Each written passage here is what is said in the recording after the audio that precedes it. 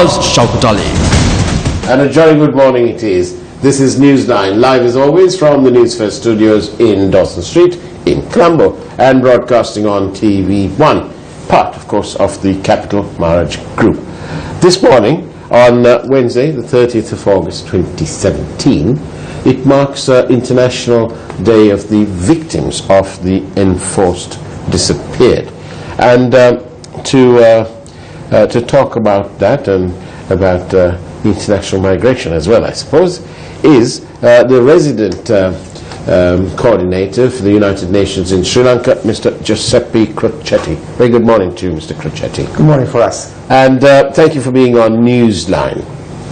Now then, today, this day is marked internationally, is it? Correct. Today the world celebrates the International Day of the Victims of Enforced Disappearance, and it's a day through which the UN signifies its solidarity to all the victims of enforced disappearance. And by the very nature of the use of the word international, it suggests that the victims in Sri Lanka are not alone, that there are others around the world. The decision of making 30th of August the International Day for the Victims of Enforced Disappearance was indeed taken by the United Nations General Assembly resolution in 2010. And the reason for that was an increase in the number of reported cases of enforced disappearances around the globe.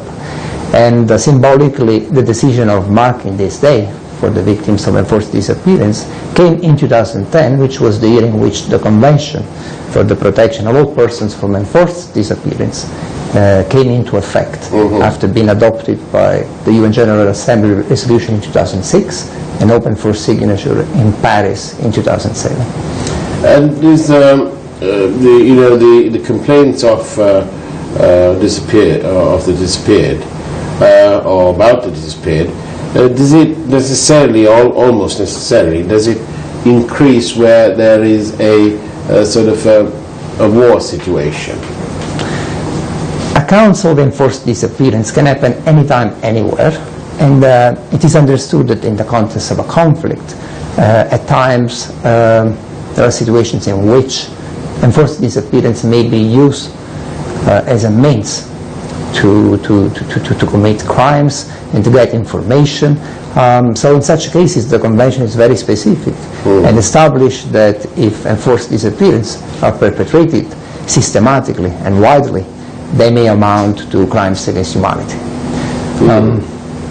How does it disappear, or how is it different, or is it different indeed? What about those group of children in Africa who, those girls who all sort of disappeared? They're virtually kidnapped, weren't they? Well, exactly. Well, depending on the context in Africa, often you have situations of kidnapping, abduction. But the definition of enforced disappearance under the Convention is very specific, and in short refers to any form of deprivation of liberty by person acting on behalf of, in connection with state authorities, and that act of deprivation of liberty would place the person in a situation outside the law, for example by concealing or refusing to provide information about the fate and whereabouts of the disappeared persons. When the UN sends these lists off to a so-called offending nation, how is it generally received on the other end? Many countries have decided to sign and ratify the Convention, and Sri Lanka is one of them. UN welcomed Sri Lanka's decision to sign and ratify very recently, last year, this Convention. The moment that you accept the obligations of this Convention, then you take the responsibility to investigate cases of enforced disappearance, bring to justice perpetrators, and make sure that the victims have adequate access to reparation and compensation. Now, there is a specific mechanism within the United Nations that looks into complaints. Not long ago, in 2015, the United Nations Working Group on Enforced Disappearance visited Sri Lanka at the invitation of the government of Sri Lanka. And in last year report submitted to the Human Rights Council, they welcomed Sri Lanka's move to ratify the convention. And they also welcomed the move to draft legislation to make sure that the provisions under the conventions become effective in the country following discussion and tabling in Parliament. And so these are all good, positive progress to be reported from the government side. Right. I suppose when you send these lists off, and let's say in Sri Lanka or wherever, Pakistan, anyway, wherever the recipient government is, I suppose their initial reaction would be that, no, this is all wrong, we'll look into it. How long does this, no, we'll look into it, and then how long does it take usually for you, the UN, to get some feedback from the government? When we talk about the UN in this specific domain, we talk about, for example, bodies such as the Committee on Enforced Disappearance and the UN Working Group. These committees, these bodies comprise of international experts who are appointed specifically to receive and transmit complaints of enforced disappearance to respective governments.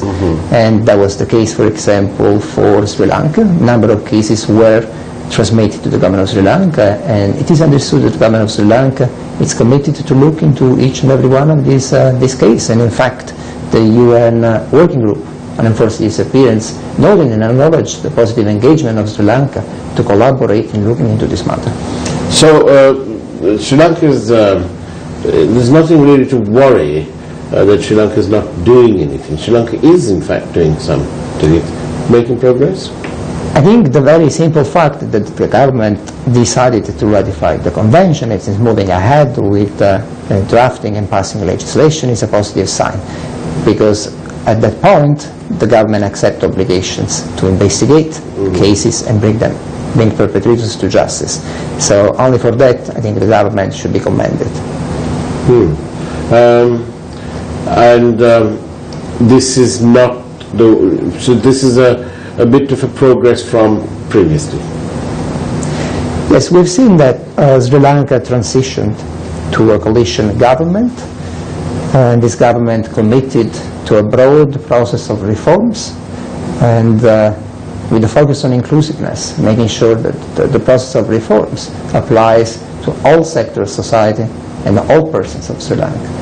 And we have all reasons to believe that the government will continue to advance the process of reforms and also look at the broader reconciliation framework which has been established by way of adoption of the United Nations Human Rights Council resolution, which the government of Sri Lanka co-sponsored.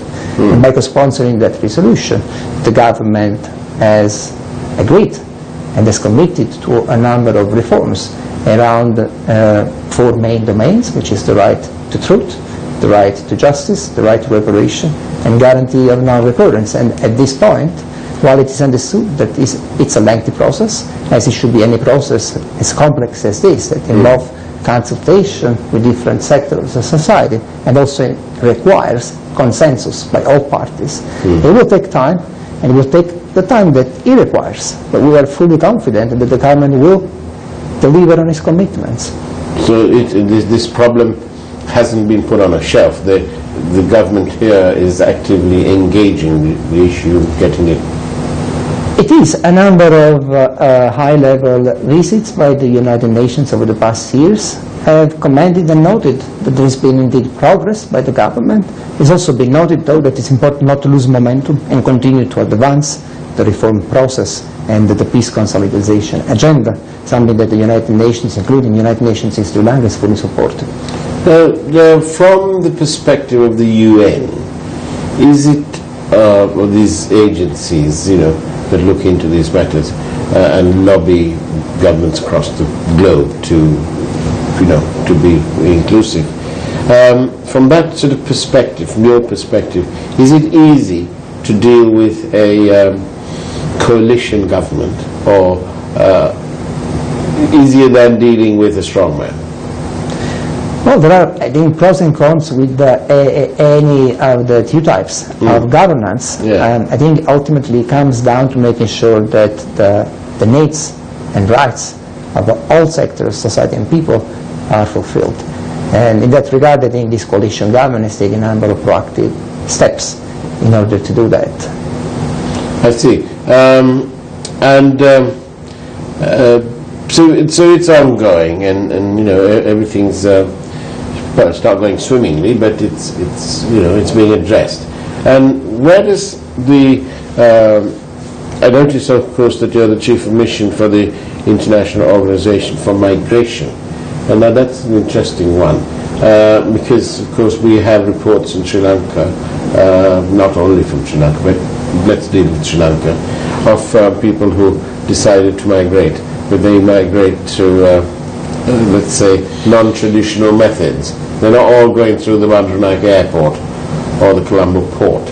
They're using this boat people and all sorts of things. From time to time you come across these events in the media. Where does your role at where does the IOM fit in between all these non-traditional migration, as I call it? Well, first, thanks for pointing it out. In fact, I'm today here as the acting resident coordinator. I know Una, my colleague, the UN resident coordinator, will be very happy to be here, but she's on a well-deserved holiday, right. So she asked me to be here. Right. I'm the head of the International Organization for Migration, and we've been around for about 65 years. Sri Lanka became a member state of IOM in 1990, and IOM set operations in Sri Lanka in early 2000, and since then we've been working on a number of areas, both looking at ways to support government efforts to counterattack irregular migration, but also to look at ways to regularize and improve the rights and well-being of Sri Lankan migrant workers. So there have been a number of areas in which we've been involved, and you mentioned irregular migration. I'm pleased to report that only last week Sri Lanka hosted their first national multi-stakeholder consultation on the so-called Global Compact on migration. The decision to adopt the Global Compact on migration by 2018 was taken by the UN General Assembly only last year in September, and the purpose of this consultation, which is being conducted by the government, was to look at ways that Sri Lanka wants to move forward, future direction, and one of these is certainly look at ways to prevent irregular migration. We see it in Sri Lanka often for many reasons, including economic factors, disadvantaged economic reasons, but also sometimes fundamental lack of awareness on regular channels and options to migrate, pose Sri Lankans at risk of falling prey of international criminal network operating in the field of people smuggling or human trafficking. And so the government is highly committed to work on that, and they solicited IOM's services and technical assistance, and we're a privileged partner to the government in looking into these issues. Tell me, Giuseppe, is it, you know, you take any of the, usually the weekend papers, and you have loads of advertisements, and at the back, in some of these magazines, you see page after page after page of advertisements from people who claim or are visa consultants or migration consultants, and they, you know, you read some of these things, and if you're looking to migrate, you read them and think, oh gosh, this is very easy. Let me give them a call. Is there any system of organizing these people, you know, separating these so-called consultants or whatever, separating the boys from the men? That's what I'm trying to ask you. I mean, it's very important, as I said, to spread awareness, something we often do in collaboration with the government on promoting the concept of safe migration. And we do that across the country. And that's very important, so that people can make an informed decision about whether or not to migrate. And if they decided to migrate, and it's their choice to do so, it's important that they do it through regular means. Sometimes it's really lack of awareness, but it's also important when it comes to foreign employment and labor migration, that those who wish to migrate for work purposes overseas, they are also empowered at the pre-departure level, but also at the pre-employment level, at the point where they are making their mind whether or not to migrate, and they evaluate pros and cons. So there is no secret recipe to make this successful, but it's very important that there are efforts to ensure that the general public, and particularly those who may intend to migrate, are well informed.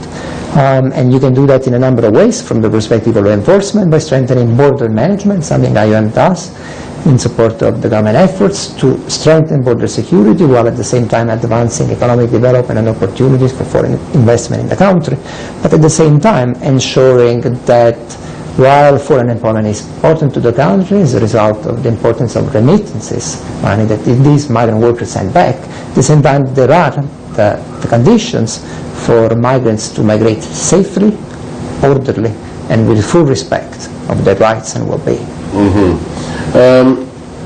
And what about these large numbers of Sri Lankans who, who go to West Asian countries for work, the migrant workers, and sometimes, of course, they go there, and the shock must be absolutely ginormous, because it's completely a different culture, different everything.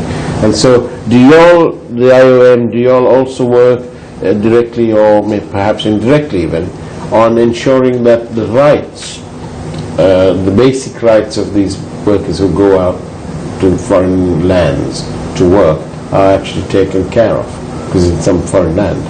Sure, we do conduct a regular public information campaign on a number of topics. The latest that we are supporting the government in rolling out is specifically dealing with the issues of human trafficking.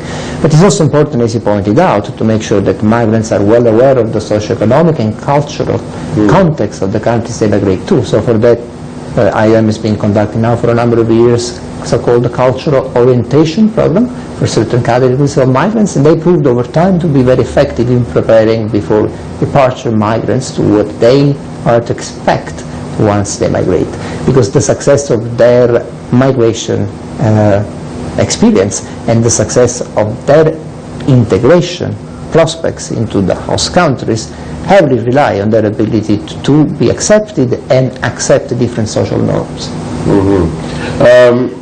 And of course, so does the IOM actually actively promote migration, or do you just point out that if you want to, you can do it, and this is the way you do it? Well, the decision to promote or not migration is a government decision, and it's competence of every country around the world.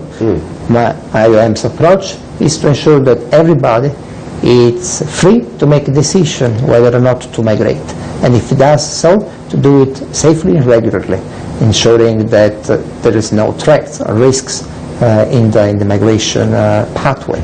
And so there are many ways this can be done, and our role is to support the government in ensuring that the proper channels, regular channels and options are looked into, explored for safe and regular migration. But ultimately it's a government decision whether or not to promote foreign employment or migration pathways. And does from time to time, how does the IOM, agencies like the IOM and the other UN agencies and so on, how do you sort of check, or how do you keep tabs on your own performance in, say, let's say the IOM in Sri Lanka? How do you all sort of look back, and do you have a mechanism to look back and say, well, actually we are doing a good job here? Well, or not? Absolutely. As an intergovernmental organization, we are ruled by a council of member states, and they review every year the progress and the work that we do in Sri Lanka and elsewhere. The same applies to the United Nations, but specifically here in Sri Lanka and the country, there are different ways for the United Nations to assess their performance. We do work together as one UN. Only last month, the UN and the government of Sri Lanka co-signed the so-called United Nations Sustainable Development Framework, which is the guiding document for the UN in undertaking their programming to the country for the period of 2018 to 2022. So every step is agreed upon and discussed and consulted with the government and all sectors of the society. But in terms of assessing the effectiveness of our work, It was only in 2017 that there was an independent evaluation that was conducted over the work undertaken by the UN for the last 4 years, from 2013 to 2017. And a number of positive recommendations and also acknowledgement came from that evaluation report, and that helped inform the next course of action. So it's very transparent, it's very accountable, and everything we do in partnership with the government according to the government priorities and objectives. So what were the sort of negatives? Were there many negatives? What were the negatives like? Well, there's been a number of changes. The government has changed, the country context has, and is continue to rapidly change. So not necessarily all of the areas of our work remain relevant, and so that has been an opportunity for the UN as a whole to look into the relevance of our presence and work and make sure that our input and contribution makes best use of our comparative advantage. As you work in Sri Lanka and carry on working here, are you constantly aware of the need to be seen to be performing? Is that pressure there? I think it's very important. We're here to work with the government, but also to work for the people of Sri Lanka, and ultimately the United Nations is not only accountable to the government, to its member states, but to the very people the United Nations serves. And so we're very well aware, and we have a very strong monitoring and evaluation framework. But let me also bring into the picture the 2030 Sustainable Development Agenda, something that Sri Lanka and all other member states accepted, adopted, and this United Nations Sustainable Development Framework I made reference to earlier, it's something that aligns with the SDG, the Sustainable Development Goals, and looks at ways through which the UN can support the government in successfully achieve all the 17 goals, as the Sri Lankan government did a good job in progressing and advancing the previous goals, the so-called Millennium Development Goals. And so, going back to the International Day of the Victim of Enforced Disappearance, this obviously is relevant to the context of Sri Lanka and to the work we do, particularly in supporting the peace consolidation process.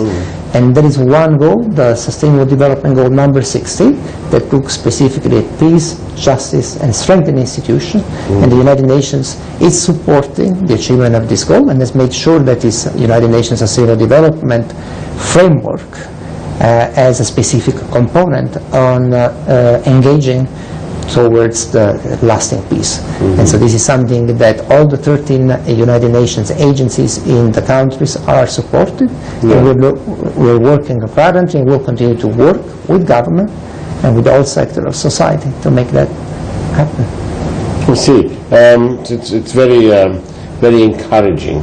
And in your work then, or maybe as well as your resident acting capacity as well, do you get to travel? Does your work take you around the country? I do get to travel quite a bit in my capacity as the head of the International Organization for Migration. We have 5 field offices, we have operations in the field, and it's part of our job to make sure that we are present where the need is and where the requests for assistance are. So we work very closely with community, we undertake a community-based approach, make sure that the instances and the needs of communities are taken into account at the point of forming and developing our intervention. Do you think, I want to ask you, do you think that when you go and do these awareness programs and you have your field offices and so on, do you think people are, who are considering migration, including some who consider the non-traditional methods as being the only method, do you think that they are fully aware of the grave dangers of illegal migration in the methods that's employed to travel, like boats and so on? They're not. You're very correct. Often people smugglers deceive people by way of promising the jobs and a safe journey. And it's part of our job to support the government efforts and spread awareness about the risk and dangers of embarking on an irregular journey and the advantages connected to choosing and opting for regular pathways. Sometimes they simply don't know that there are opportunities out there that they can avail themselves of. It's worrying though, sometimes when we've been out there, and I've had discussions with little groups of young people, and ask them, look, what do you want to do? Lots of them, most of them will say, oh, we want to go abroad. But further questioning elicits that they are actually considering going, not really using the what we would call the proper channels, and so on. And so what I'm trying to say is that there is this sense of blaseness about this thing. Oh, everybody's going there, so I'll go there as well. Be it the boat people, or use of fraudulent documentation to bypass some system and so on. They seem to be very blasé about this. And it's all, in my mind, it's also not helped by the vast numbers of people who are setting up businesses, consultants and so on, and giving promises to would-be migrants. Correct. Sometimes you see that there is this misperception that irregular immigration brings success. This is based on misconception, on success stories or perceived such that prospective migrants may hear about. But it really takes a lot of government effort to tackle down the smuggling of migrants and irregular migration. And it's not just a matter of strengthening border security or spreading awareness. It's also a matter to look at ways to create the conditions in the country for people to stay. And this can only be done through sustainable development agendas, and the government has plans to do that. It will be very important moving forward that there will be economic development that takes into account regional disparity, so that we no longer have areas with higher prevalence of irregular migration as a result of important drivers for migration and or irregular migration. Mr. Crocetti, thank you very much for coming here and marking this day and spreading this message. Hopefully, but before we go and before we sign off, I just want to end up on try and end on a positive note here. Are you quietly confident that in Sri Lanka efforts are actually being made? They're not just talk, but there's action happening as we speak? Well, specifically on the theme that we're discussing today, enforced disappearance, I mentioned about ratification of the convention, I mentioned about efforts to pass legislation to make the convention effective into the country, but the government is also committed to establish an office of missing person, and has successfully passed legislation in Parliament 2016, amended later this year. And so we remain confident that the government will fully deliver on its commitments. So yes, I am confident and I have full trust in the government's will and ability to deliver on these commitments. It's important not to lose momentum. It's important to continue to advance the reform agenda. And the operationalization of an office for missing persons is important, and that the United Nations Working Group on Enforced Disappearance note that the Office of Missing Persons, once established, will have an important role to play, including by contributing to establish the circumstances surrounding the fate and the whereabouts of those disappeared. Giuseppe Crocetti, thank you very much for being on Newsline. It's been an absolute pleasure. It's been a pleasure. Thank you for us. Thank you. And that's about it from Newsline on Wednesday, the 30th of August 2017, on the day that the Island newspaper reports that the Attorney General's Department is calling for legal action to be taken against Perpetual Treasuries and its CEO in terms of tampering with phone recordings, etc. The story unfolds on a daily basis, and Newsfirst's Zulfik Farzan has been regularly, diligently following the events and the goings-on at that Commission of Inquiry. And Newsfirst, of course, will continue to report as and when it happens. That's about it. Take care, and God bless.